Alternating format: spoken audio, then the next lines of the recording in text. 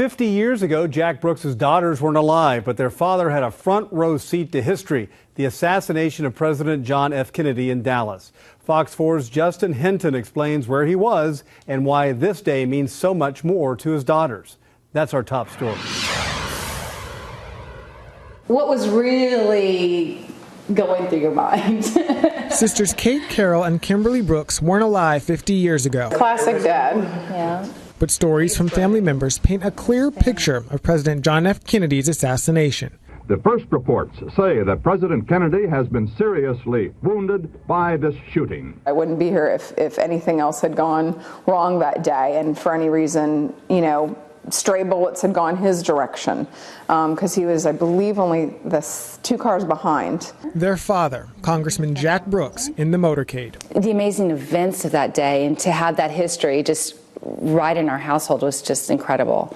When his daughters asked questions, he answered them. He was always open about what happened, going to Parkland, that he encouraged WJ to get sworn in on the plane, whether it was just Dad's idea or a group effort. I always believed in my head that it was Dad's idea.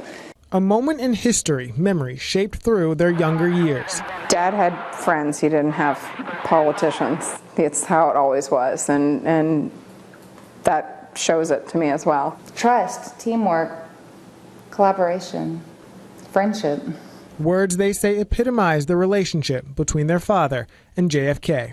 From Dallas, Texas, the flash, apparently official, President Kennedy died at 1 p.m. Central Standard Time, 2 o'clock Eastern Standard Time, some 38 minutes ago.